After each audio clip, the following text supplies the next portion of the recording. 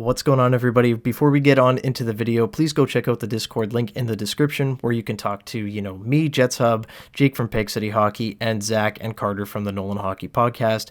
We're going to talk hockey there. You can ask us questions, watch your videos, everything. So go check it out, link in the description, and we'll see you there.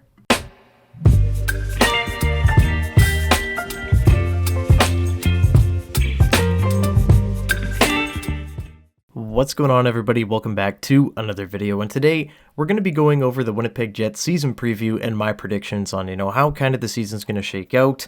So I'll be walking through where they're going to finish in the standings, how many points I think they'll have, and who will lead the team in points, goals, assists, all that stuff. So without further ado, let's get on into this one. So now, the Winnipeg Jets are a team that really do believe that they are going to be competitive this year. And with that said, spoiler alert, I do think that they will be a playoff team with the additions of Gabe Vilardi, Alex Iafallo, and Rasmus Kupari, and losing Dubois and Blake Wheeler.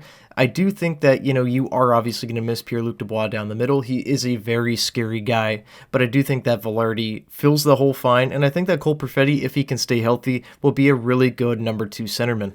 The Jets have so much more depth than they did to start this season than they did last season. Of course, this year they're going to start with Nemestikov and Niederreiter, as well as more depth, right, with Iafallo, Kupari, and then, of course, Vilardi playing in the top 6. So this is a very well-rounded lineup, I'll say, and having David Gustafsson as your 13th forward is a big bonus because that's a guy that looked great in the preseason, and if he's able to bring home that offense that he showed off in the preseason when he does get his shot, because injuries are inevitable and they will happen, then hey, that's a great position to be in. Not to mention guys that are down in the minors like Brad Lambert, Parker Ford, those guys, Chaz Lucius there as well. So the forward core, I'm really not that worried about, and I think that Winnipeg is much deeper than they were a season ago.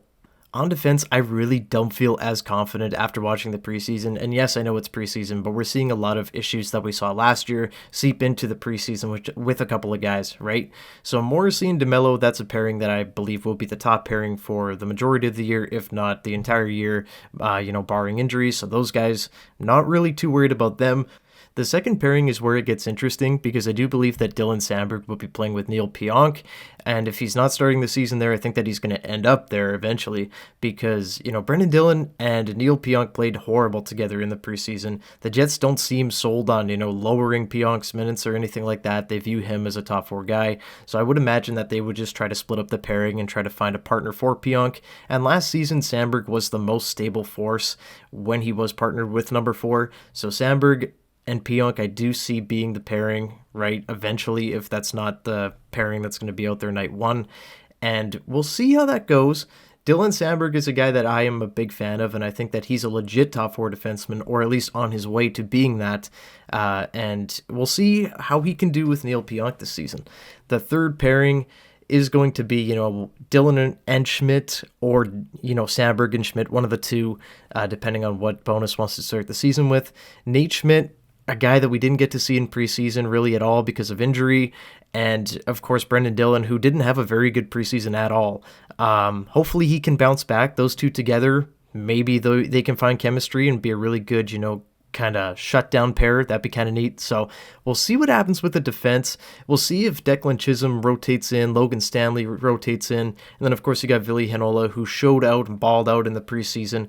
We'll see him around Christmas time. He did have surgery. He will be out 2 to 3 months, but I do expect when he is healthy to get a look in the NHL once again.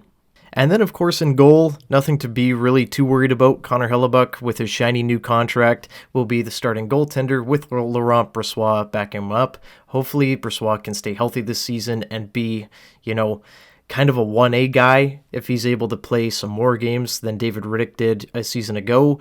Last year, Riddick was just really unreliable, and you couldn't really trust him to go into a game. Hellebuck couldn't really take a night off, and he burnt out in the playoffs, and it was very clear that was going on. So hopefully Brossoit can eat up some more games and give Hellebuck a little bit more of a rest.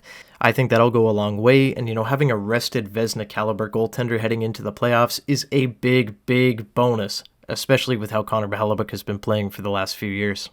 But, with all that said, with this lineup, I project the Winnipeg Jets to be 3rd in the Central, only behind the Dallas Stars.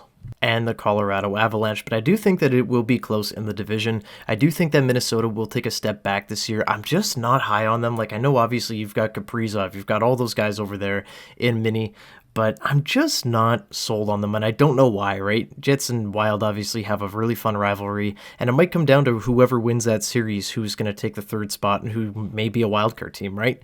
But as of right now, I do have Winnipeg slotted into the third slot in the Central, and with Minnesota just outside of the top three, but still being the number one wildcard team.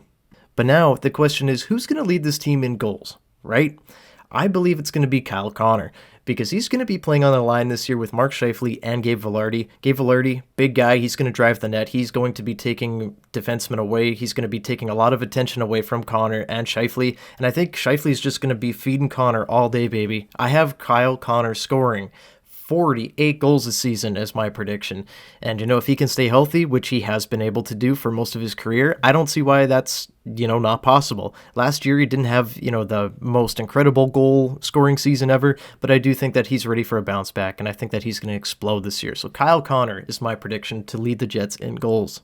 Now, with Kyle Connor, being the goal leader, it only makes sense that the guy feeding him is going to be the assist leader, and I have Mark Scheifele as the assist leader this year with the Winnipeg Jets. That might be a little bit bold, because last year he did have, 40-plus goals, and he didn't have as many assists. It was a bit of a down year for Scheifele in that department, but I think that he's going to be right back, back to Mr. Consistent, and just feeding Kyle Connor this season. I don't see a reason why he can't lead the team in assists. If it's not him, probably going to be Josh Morrissey, just because he's going to get a lot of power play time, and Josh eats up a ton of minutes. But right now I'm going to stick with Mark Scheifele as being the assist leader and feeding Kyle Connor. So, who is going to be the breakout player this season? Who's going to be that guy that really shocks us? And I think it's going to be Rasmus Kupari. This was a guy that had 15 points last season with LA, played much more of a defensive role, much more defensive hockey over there in LA. And don't get me wrong, he's going to be playing a defensive role with Winnipeg, but he showed that he can drive to the net, he can be a bully, he can get in front of the net, and he can score. And Kupari really impressed me playing with Vlad Namestnikov and Morgan Barron. I think that line is going to be dynamite this year for Winnipeg. I think it's got overlooked a little bit in preseason just because of, health and problems. They weren't able to have that line play too much, but in those first, 1 to 2 games, they looked really good. So I'm very excited to see what those three can do, and I think that Kupari could, pole vault himself into a really good position with Winnipeg, maybe even turn into a top 9 player. So I'm really excited to see what they do, but only time will tell if I am correct on that. So we've got, the breakout player who's really going to surprise us in a good way, who's going to surprise us in a bad way. And I don't really know if it counts as a surprise or not, but I think the guy that's about to have another bad season is Neil Pionk. Last season didn't really have a very good year. He was fine offensively. He did score goals, obviously, and that's going to put him into the top 4. But unfortunately, he's a bit of a disaster in his own end, and it didn't really change in preseason. I was not ecstatic at all to see number 5 and number 4 together, and they just looked bad against the Flames in that preseason game. So I really hope that that's not the pairing, but I think that Neil Pionk may be on pace for another poor year. We've been waiting 2 years now for Neil to return to form. Was the guy that played really well when we first acquired him in the Jacob Trouba trade, and he's just never really gotten to that point. He's never really lived up to that contract, and he's been a disaster. So I hope I'm wrong. I hope that Neil has a big bounce back year, and, that would go such a long way for Winnipeg to being a really, contending team, maybe, a scary playoff team. You have like a legit top 4. Maybe they make a move at the deadline. I don't know. But if Neil Pionk could have a good year this year, that would take the Jets much farther down the line, in my opinion. But as of right now, I have him slotted in as a projected poor year. But with that said, guys, I got nothing else to say, really. The Winnipeg Jets this year will be a playoff team. In my opinion, I don't see how that roster really can't be a playoff team unless injuries just totally swallow them up. But, time will tell. We will see what happens going forward. These are just predictions, but I want to hear yours. So leave yours in the comments down below. Love to see, the varying opinions. It's always interesting. So yeah, definitely leave that below. Thanks so much for watching, guys. Leave a like and subscribe to the channel if you haven't already. And I will see you guys in the next one. Go Jets, go. Bye-bye.